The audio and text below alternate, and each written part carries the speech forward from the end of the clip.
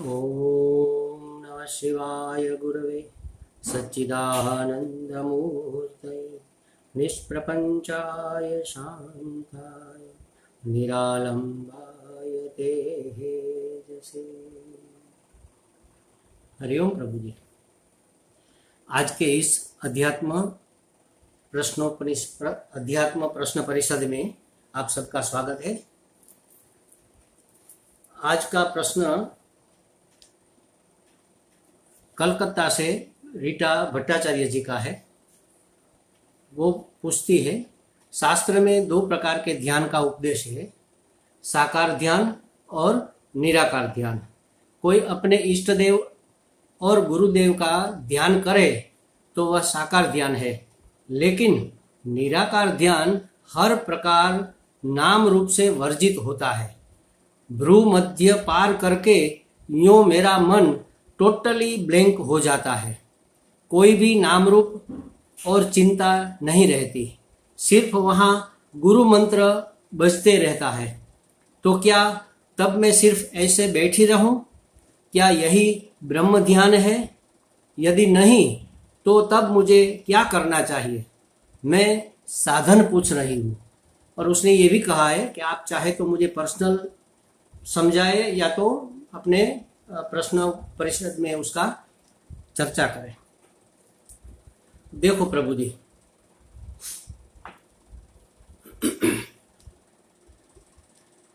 ध्यान के पहले जैसे कुछ प्रक्रियाएं करनी होती है, जैसे यम नियम और आसन। यमों का पालन, नियमों का पालन, आसन की सिद्धि, एक ही जगह पर एक ही पोस्चर में हम देर तक बैठ सके और हमारा शरीर हमारे बैठने में, हम जो कर रहे हैं उस करने में कोई विक्षेप न डाले, उसको कहते हैं आसन सिद्धि। और फिर प्राणायाम, प्राण को कंट्रोल में करना, अपने प्राण के आवन जावन को शांत करना और सहज करना। और तब मन थोड़ा स्थिर होता है प्राण के स्थिर होने से, क्योंकि प्राण और मन दोनों जुड़े हुए हैं। और तब हम ध्यान करते हैं। ध्यान दो प्रकार के होते हैं, सगुण और निर्गुण, या साकार या निराकार। ये आपने भी कहा, आप जानती है इसके बारे में। तो उस ध्यान की चरम अवस्था को या ध्यान के अंतिम लक्ष्य को समझने के लिए एक और उदाहरण लेते हैं पहले। जैसे समझो कि कोई कहे कि संसार से मुझे वैराग्य हो गया, मुझे संसार में अब कोई रुचि नहीं रही, संसार से मैंने मुंह मोड़ लिया।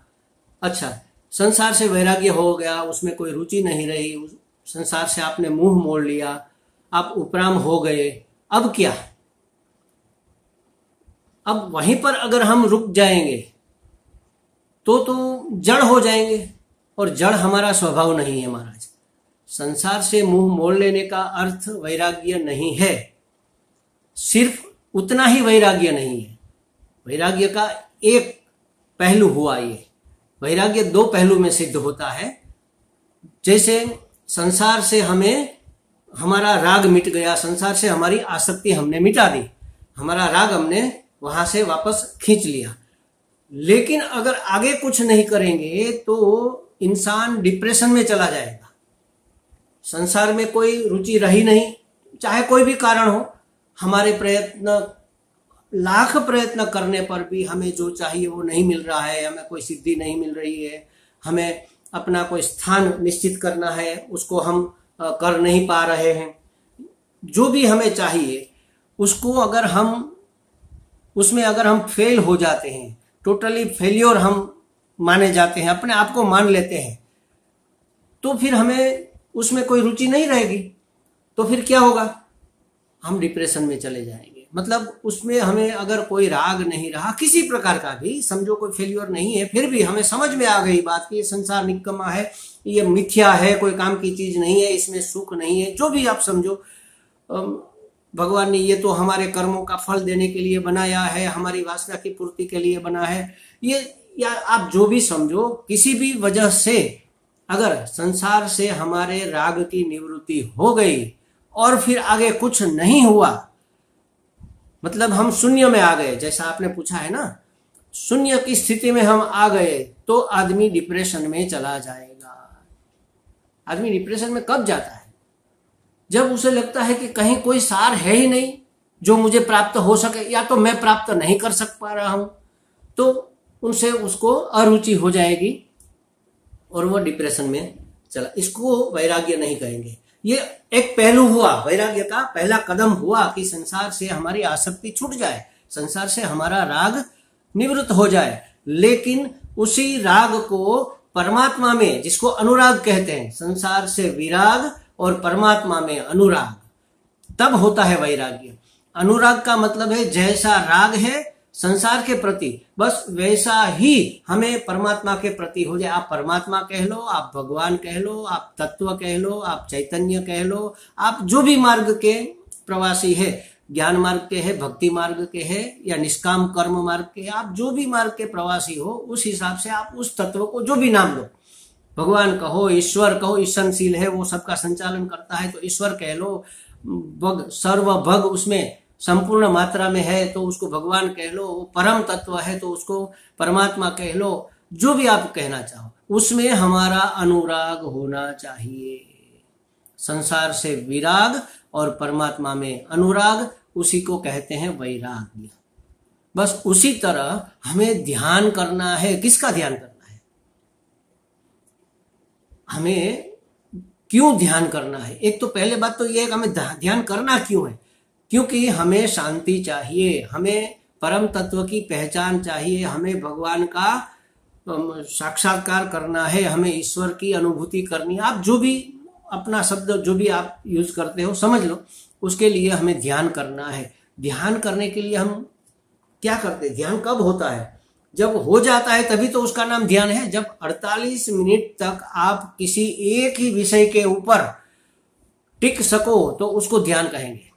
तब तक हम ध्यान कर रहे, 48 मिनट तक अगर आपका कोई विषय चेंज नहीं होता है, आपकी वृत्ति और कहीं नहीं बन जाती है, किसी और प्रकार की वृत्ति नहीं बनती है, तो आपका ध्यान हो गया, आप ध्यान में मग्न हो गए। इसके बाद शुरुआत होती है समाधि की, इसके बारे में कभी बात करेंगे। तो कहने का मतलब ये है कि हमारी अंदर कोई वृत्ति न उठे, उसके लिए हमारे शास्त्रों ने हमें स्टेप दिए हैं। स्टेप बाय स्टेप जाएंगे तो आसान रहेगा, सीधा कोई छलांग नहीं लगा सकता। अगर किसी ने लगा दी है तो उसका मतलब ये है कि उसने पूर्व जन्म में कुछ किया हुआ, कुछ गेन किया हुआ, वो संपत्ति लेकर आया है और वहां से उसको आगे बढ़ना है, वो उन्होंने कर लिया है। इसके बाद का पीरियड अब उसके लिए शुरू हो रहा है। लेकिन हमारे लिए, आम आदमी के लिए स्टेप बाय स्टेप ध्यान की विधि बताई गई है, जैसे यम, नियम, आसन, प्राणायाम और फिर ध्यान। ध्यान में भी पहले सगुण ध्यान। सगुण ध्यान में क्या करेंगे? किसी एक भगवान का, हमारे जो भी इष्ट है, जो भी इष्ट देव है या गुरुदेव है, उसका एक फोटो, उसकी मूर्ति, उसका चित्र, उसका विग्रह, उसके बारे में हम ध्यान करेंगे। जैसे समझ लो कि कृष्ण है तो कृष्ण का हम ध्यान करेंगे। पहले खुली आंख से ध्यान करेंगे, उसके पांव से लेकर उसके चेहरे तक, फिर चेहरे से लेकर पांव तक, फिर पांव से लेकर चेहरे तक, फिर चेहरे से लेकर पांव तक। ऐसा ध्यान देखते देखते देखते देखते फिर आंख बंद करके भी देखेंगे, वही छवि, वही चित्र हमारी आंख बंद करने के बाद भी आएगा। फिर अगर निकल गया तो फिर से आंख खोलेंगे, फिर देखेंगे, फिर आंख बंद करेंगे। ऐसा करते करते साक्षात हमें आंख बंद कर किए हुए भी भगवान दिख रहे हैं। ये हुआ सगुण ध्यान, ये हुआ साकार ध्यान। फिर उसके नाम के या उसका जो भी आप मंत्र रट रहे हो, जप रहे हो, या आपका जो गुरु मंत्र है, उसके अनुसार उस आपके इष्ट देव का अनुसंधान, अर्थ का अनुसंधान हमें करना है। कृष्ण, मेरे कृष्ण, मेरे कृष्ण। कृष्ण का मतलब क्या? कर्षयति इति कृष्ण, जो आकर्षित करता है वही कृष्ण है। तो खुली आंख से भी एक बार ये हो जाना चाहिए कि जो भी हमें दिखे उसमें कोई ना कोई चीज तो हमें अट्रैक्ट करती है, हमारा ध्यान खींचती है। मैं आपको बताऊं, मुझे पूर्वाश्रम की मैं बात कर रहा हूं, पहले की, पूर्वाश्रम की मतलब बहुत पहले की। उस समय मुझे एक प्राणी बिल्कुल पसंद नहीं था, वो जो सूअर होता है। सूअर मुझे बिल्कुल अच्छे नहीं लगते, क्योंकि वो गंदे गंदे रहते हैं, गंदगी खाते हैं, गंदगी में ही पड़े रहते हैं, कितने सारे गंदे बच्चे को लेकर घूमते रहते हैं, तो मुझे ये बिल्कुल अरुचिकर लगता था। लेकिन एक बार ऋषिकेश में मैं दयानंद आश्रम से कैलाश आश्रम जा रहा था, गंगा के किनारे किनारे चल रहा था। कैलाश आश्रम में बृहदारण्यक उपनिषद का पाठ चल रहा था, वहाँ के पीठाधीश वो समझा रहे थे। 2 महीना हमने ऐसे वहाँ पर अटेंड किया था। तो रास्ते में एक जगह आती थी नाला जैसा, वहाँ ये रहते थे ये प्राणी। तो उसको देखकर मैं मुंह मोड़ लेता, अरे ये कहाँ गए। इसके प्रति इतनी अरुचि तब तक थी, मतलब मेरे संन्यास ग्रहण करते समय तक थी, ये ऐसा समझ लो। फिर एक दिन मैंने क्या देखा कि सुबह का सूर्य निकल रहा है, सामने वो भूंड है, वो जो वाराह, वो कुछ खा रहा है, और उसने ऊपर उठाकर मेरी ओर देखा तो उसकी आंख में सूर्य का प्रकाश गया। और महाराज वो इतनी चमकीली थी, येलो येलो कलर की, जैसे कोई डायमंड हो। हमें लगा अरे इसकी आंख तो कितनी सुंदर है। इसका मतलब क्या हुआ, उसकी आंख ने हमें अट्रैक्ट किया, आकर्षित किया। प्रत्येक प्राणी में, प्रत्येक पदार्थ में, प्रत्येक व्यक्ति में कोई ना कोई आकर्षित करने वाली चीज होगी ही, और जो आकर्षित करता है वो कृष्ण तत्व है। तो हमें ध्यान करते करते सगुण ध्यान जब हमारा दृढ़ हो जाए, फिर निर्गुण उसके अर्थ का अनुसंधान, और कहाँ कहाँ ये चीजें हमें आकर्षित करती है। भगवान ने गीता जी में भी कहा है ना, जो भी चीज तुम्हें सुंदर दिखती है, जो चीज तुम्हें आकर्षित करती है, आकर्षक दिखती है, वो मेरी विभूति है। मतलब मैं उस स्वरूप में अभिव्यक्त हुआ हूं। तो फिर आंख बंद करने का कोई प्रश्न नहीं रहा, खुली आंख से आपका ध्यान हो रहा है। आप जहां भी देखो, जहां जहां मेरी नजर पड़े, हरि तुझ हाजरी, तो वहां वहां हमें ये परमात्मा दिखेंगे। बस ये हमारा लक्ष्य, वासुदेव सर्वमिति। अगर ब्रह्मरंध्र में हम ध्यान करते हैं और हम शून्यावकाश बिल्कुल हो गया, तो ये हमारा लक्ष्य नहीं है महाराज। इसको ब्रह्माकार वृत्ति कैसे कहेंगे? ब्रह्म ध्यान, सॉरी ब्रह्माकार वृत्ति, ब्रह्म ध्यान इसको कैसे कहेंगे? ब्रह्म शून्य नहीं है, सत्य स्वरूप है। शून्य मतलब नहीं होना, असत्य स्वरूप। ब्रह्म तो सत्य स्वरूप है। सत्य मतलब होनापन ब्रह्म का स्वभाव है। जो भी चीज है तो है पना जो है उसमें, वही ब्रह्म है। हर एक चीज में ये 3 गुण होते, गुण भी नहीं कहेंगे, स्वरूप लक्षण है परमात्मा के। ये 3 चीजें होती है। कैवल्य उपनिषद में ऋषि ने कहा है, अस्ति भाति प्रिय रूप नाम इति अंश पंचकम आद्यत्रय ब्रह्म रूपम ततो द्वयम जगत रूपम। नाम रूप ये दोनों पीछे के, और अस्ति भाति प्रिय मतलब सत चित आनंद ये आगे के 3। आद्यत्रय आगे के 3, अस्ति भाति प्रिय सत चित आनंद, आद्यत्रय ब्रह्म रूपम ये ब्रह्म रूप है। तो आपको ब्रह्म ध्यान करना है तो किसका करना पड़ेगा? सत्य स्वरूप का ध्यान करना है हमें, चित्त स्वरूप का ध्यान करना है, आनंद स्वरूप का ध्यान हमें करना है। अंतिम बात में कह रहा हूं, जो सत है, जो है, जिसमें भी है पना है, वो ब्रह्म का ही लक्षण है। वो भास रहा है, हमें पता चल रहा है कि ये है, तो उसमें भासपना, उसमें अभिव्यक्ति, उसकी अभिव्यक्ति वो ब्रह्म है, ब्रह्म का लक्षण है। और किसी न किसी को वो उपयोगी है, किसी न किसी को प्रिय है। अगर किसी के लिए वो काम की चीज नहीं होती तो उसका अस्तित्व ही नहीं होता महाराज, वो अपने आप मिट जाती। जिस चीज की जरूरत नहीं है इस दुनिया में वो नहीं रहती, वो टिकती नहीं, अपने आप मिट जाती है। एक वृक्ष, हरा भरा वृक्ष, अचानक उसकी एक डाल सूख जाती है। बहुत बड़ा वृक्ष, अचानक वो पूरा का पूरा वृक्ष खत्म हो जाता है, उसकी आयु खत्म हुई, मतलब उसका उपयोग अब नहीं रहा। तो जो भी है किसी न किसी को तो उपयोगी है, किसी न किसी को तो प्रिय है।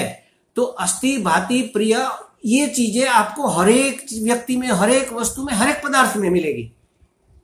तो यही तो ब्रह्म है, उसको ढूंढ निकालना और उसी का ध्यान। हमारी नजर क्या करती है? हमारी नजर नाम रूप तक जाती है। ततो द्वयम जगत रूपम, ये तो जगत रूप है, इसी का नाम तो जगत है। नाम और रूप का नाम ही तो जगत है। हमारी दृष्टि जाती है नाम रूप की ओर। हाँ देखो ये महिला जा रही है, देखो ये पुरुष जा रहा है, देखो ये प्राणी बैठा हुआ है, देखो ये पंछी उड़ रहा है। ये पंछी प्राणी ये नाम है, और उसका जो फॉर्म है, उसका जो आकार है, उसका जो रूप है, बस वहीं तक हम रुक जाते हैं। हमें करना ये है कि इस नाम रूप में रहा हुआ परमात्मा हमें दिख जाए। और वही दिखे, परमात्मा ही परमात्मा दिखे, हर जगह परमात्मा, इस रूप में परमात्मा, स्त्री के रूप में परमात्मा, पुरुष के रूप में परमात्मा, वृक्ष के रूप में परमात्मा, पहाड़, पत्थर, पानी, नदी, तालाब, बादल, जो भी हमें दिखे उस रूप में परमात्मा ही है, क्योंकि वो है, वो भासमान हो रहा है, वो अभी टिका हुआ है, मतलब किसी न किसी को उपयोगी है, इस सृष्टि के लिए, इस व्यवहार के लिए उपयोगी है। तो ये परमात्मा है, परमात्मा इस रूप में अभिव्यक्त हुआ है। वहां तक हमारा ध्यान केंद्रित हो जाना चाहिए। शून्य में आप पहुंच गए, ये अच्छी बात है, ये आपका मिडल पॉइंट आया। मैंने कहा ना, राग मिट जाए, बिल्कुल संसार के प्रति राग मिट जाए, एक पहला स्टेप, एक पहलू हुआ, एक सिक्के का एक पहलू हुआ। अब परमात्मा में अनुराग हो जाए, ये दूसरा पहलू, दोनों को मिलाकर एक सिक्का बनेगा जिसका नाम है वैराग्य। बस उसी तरह ध्यान शुरू होता है सगुण से, फिर उसका अर्थ का अनुसंधान होता है, और फिर एक समय सगुण का ध्यान करते करते समझो कि वो बिल्कुल शून्य हो गया, तो उससे आगे एक छलांग लगनी चाहिए। अब आगे क्या? आगे यही, मैं तो इसी को ध्यान समझता हूं। शास्त्र में तो अनेक प्रकार से उसकी व्याख्या की गई, महात्मा लोग भी अनेक प्रकार से समझाते हैं, लेकिन हमारे वेदांत में हमारे गुरुजी का एक बहुत महत्वपूर्ण वाक्य, उसने लिखा है कि हरेक सिद्धि आखिर आनंद के लिए ही तो है, तो फिर आनंद को ही सिद्ध कर लो, किसी और सिद्धि की जरूरत ही क्या है। जैसे समझो कि मैं सूक्ष्म शरीर धारण कर सकूं और छोटे से छेद में से कहीं भी आ जा सकूं, या तो मैं आसमान में उड़ सकूं, किसके लिए? अगर मुझे पता चले आसमान में उड़ने से मुझे बहुत ही दुख होगा, तो मैं चाहूंगा क्या? नहीं चाहूंगा।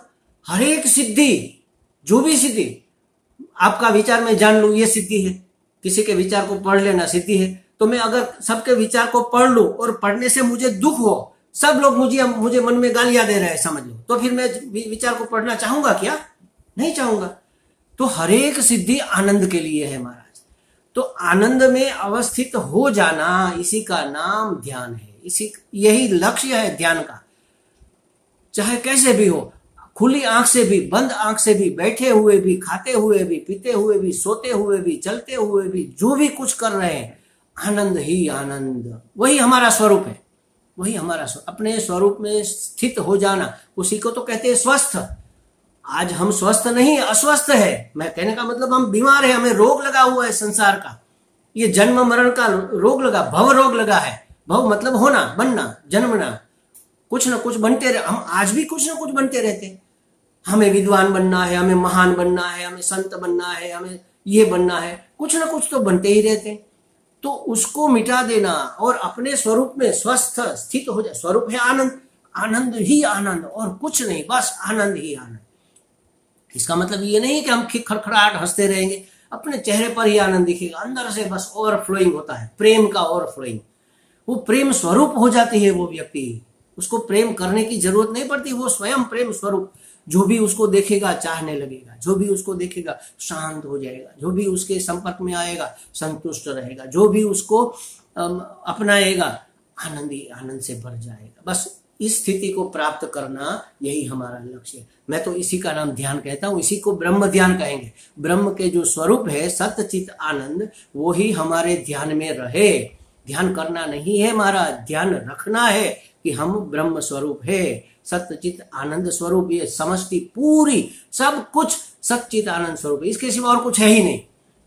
ध्यान, ये ध्यान में रहे, उसके लिए हमें ध्यान करना है। तो मैं समझता हूं ये रीटा जी का जो प्रश्न था, मैं समझता हूँ काफी चर्चा हो गई, उसको समझ में शायद आ गया होगा। अगर कोई प्रश्न और भी बाकी रहता है तो आप मुझे बाय फोन करके पूछ सकती है। हरिओम।